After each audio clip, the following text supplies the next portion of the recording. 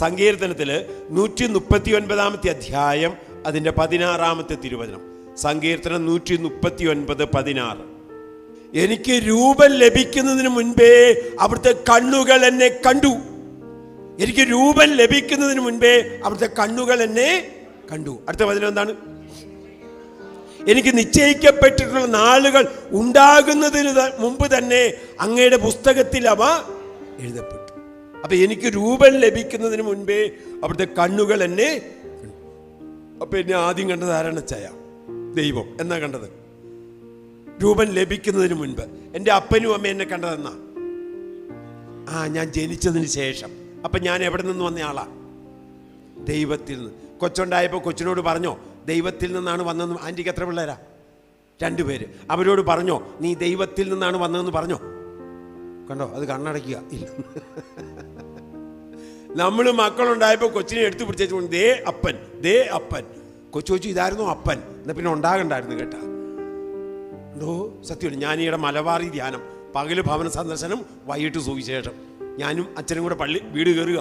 ഒരു വീട്ടിൽ ചെന്നപ്പോൾ ഒരപ്പൻ കാലും കയറ്റിയിരിപ്പുണ്ട്. അച്ഛനോട് അച്ഛാ പാലായിന്ന് ഒന്നുമില്ലാതെ ഇവിടെ വന്നതാ.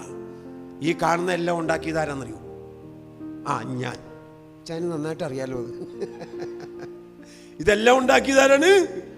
ഞാൻ. അടുത്ത വാക്ക് കേൾക്കണോ? അപ്പന് 5 പിള്ളേരുണ്ട്, 5 എണ്ണം ഉണ്ട് അച്ഛാ. അത് ഞാൻ. കറക്റ്റ്. അതും ആരാണ്? ഞാൻ. അതുകൊണ്ട് ചില അപ്പന്മാരുടെ പ്രാർത്ഥന കേട്ടോ, സ്വർഗസ്വനായ എൻ്റെ പിതാവേ, എൻ്റെ നാമം, എൻ്റെ രാജ്യം, എൻ്റെ. നിങ്ങൾ ശ്രദ്ധിച്ചു നോക്കൂ. എന്നാ മക്കളെ, ഇത് ദൈവം തന്നതാണ്. ഇത് ദൈവം തന്നതാണ്. പണ്ടൊക്കെ എങ്ങനെയാ? പണ്ടൊരു വീട്ടിൽ എത്ര മക്കളാ ആൻറ്റി? എത്ര മക്കളാ അമ്മച്ചി? എത്ര അച്ചായ? അച്ചായനോട് ചോദിക്കാം. 12 പേര്. അമ്മയുടെ കാര്യം പറ. 12ാമനാ. കണ്ടോ, നമുക്കോ അവിടെ പോയി കൃപ. ഞങ്ങളുടെ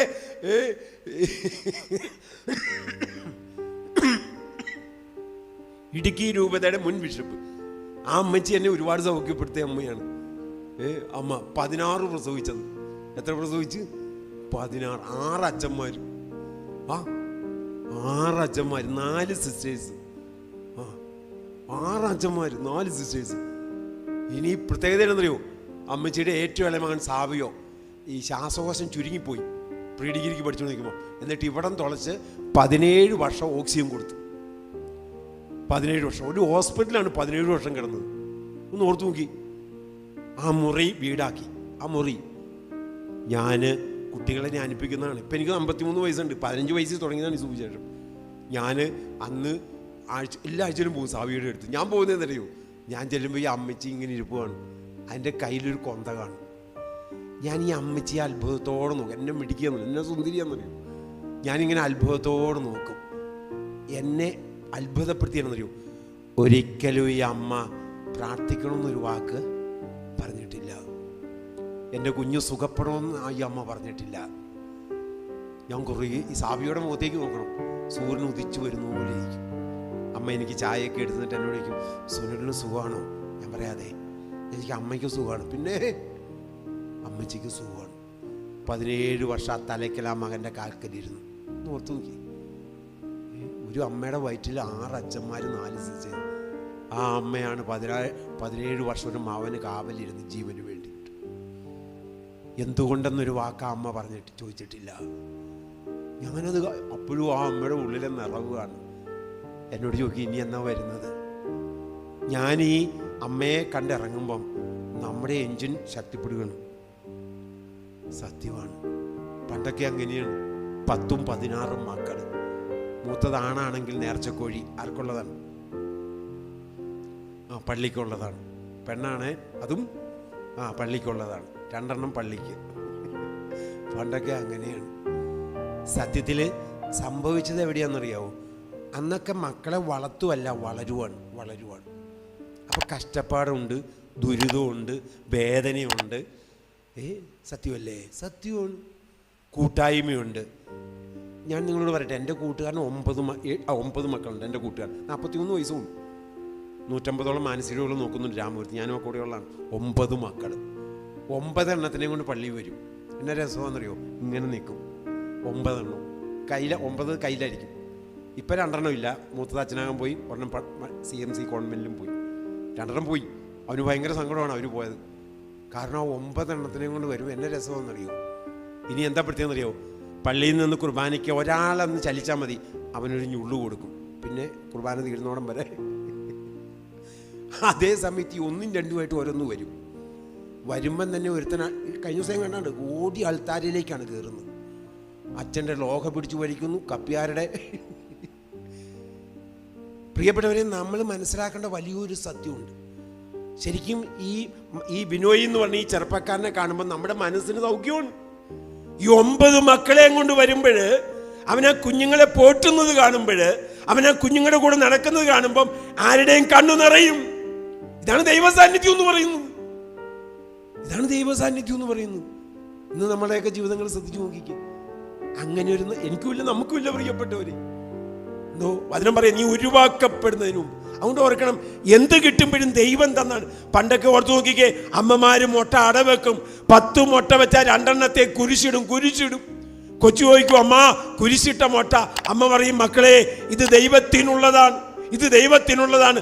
കുഞ്ഞിൻ്റെ ഉള്ളിൽ ഈ അമ്മ കോരിയിട്ടത് വിശ്വാസത്തിൻ്റെ വിത്താണ്.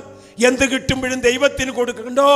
അതിൻ്റെ പേര് നേർച്ചക്കോഴി എന്നാണ്. നേർച്ചക്കോഴി. ഞായറാഴ്ച പള്ളി വരുമ്പോൾ അപ്പൻ്റെ കയ്യിൽ എന്തുണ്ട്? നേർച്ചക്കോഴിയുണ്ട്. ഇന്ന് കോഴി വല്ലതും ഉണ്ടോ? കോഴി കൊടുക്കണ്ട. സത്യമാണ്. ഞാൻ ഇടുക്കിക്കാരനാണ്. അപ്പൻ തെങ്ങയിൽ കെട്ടിവെക്കും, പള്ളിയുടെ തെങ്ങ്. ആ തെങ്ങയിലെ കായ എടുക്കില്ല പ്രിയപ്പെട്ടു. ഇനി അത് അപ്പൻ കരുണാരൻ ചേട്ടനൊക്കെ തേങ്ങ ഇടുന്നത്. ആ മനുഷ്യൻ കയറെ കെട്ടി ഇറക്കും. ആ മനുഷ്യനും അത് ഭയങ്കര വിശുദ്ധിയോടെയാണ് ചെയ്യുന്നത്. പള്ളിക്കുള്ളതെന്നാണ് പറയുന്നത്, ദൈവത്തിനുള്ളതാണ്. ഞായറാഴ്ച വരുമ്പോൾ അപ്പനത് ചുവന്നു കൊണ്ടുവന്ന് പള്ളിയിൽ കൊണ്ടുവന്ന് വെക്കും. ഉണ്ടോ? ഇവിടെ ഇരിക്കുന്ന പ്രിയപ്പെട്ടവരോട് പറയട്ടെ, ഫുട്ബോൾ രാജാവാണ് മെസ്സി. ഫുട്ബോൾ കളിക്കാൻ, ഫുട്ബോൾ കാണാറില്ല. ഇല്ല. ഈ മെസ്സിനെ വിളിക്കുന്നത് ഫുട്ബോൾ ദൈവം എന്നാണ്. പക്ഷെ ഞാൻ ആ മനുഷ്യനെ ശ്രദ്ധിക്കാറുണ്ട്. ഇങ്ങേര് ഗോൾ അടിച്ച് കഴിയുമ്പം ഇങ്ങനെ ചെയ്യുന്നൊരു പരിപാടിയുണ്ട്. എന്നിട്ട് അടുത്തത് എന്ത് ചെയ്യുന്നറിയോ? പിതാവിനും പുത്രനും. നിങ്ങൾ ശ്രദ്ധിച്ചു നോക്കൂ. ഈ ഗോൾ അടിക്കുമ്പോ ഈ മെസ്സി പറയുന്നത് എന്താണെന്നറിയോ? ഞാനല്ല അടിച്ചത്, ദൈവത്തിന്റെ കാലാണ്, കണ്ടു, ദൈവത്തിന്റെ പ്രവൃത്തിയാണ്. എന്നിട്ട് ആ മനുഷ്യൻ അതിനെ എന്ത് ചെയ്യാണ്? സ്ഥിരീകരിക്കുക. അതുകൊണ്ട് ഇന്നു മുതൽ എന്തു കൊടുക്കുമ്പോഴും കുഞ്ഞിനോട് പറയണം, മോനെ ഇത് ആര് തന്നാടാ? ദൈവം തന്നതാണ്. ഇനി അബ്രാഹവും മകനോട് പറഞ്ഞത് എന്താ? മകൻ പറഞ്ഞു, വിറകും തീയുണ്ട്, ബലിവസ്തു എവിടെ? എന്തു പറഞ്ഞു? ദൈവം തരും. നിങ്ങൾ അങ്ങനെയൊന്ന് പറഞ്ഞ് ദൈവം തരും. നിങ്ങൾ അങ്ങനെ പറഞ്ഞ് പഠിപ്പിച്ച് മക്കളെ. എന്ത് കിട്ടുമ്പോഴും മോനെ ദൈവം തരും. എനിക്ക് 2 പെൺമക്കളാണ്.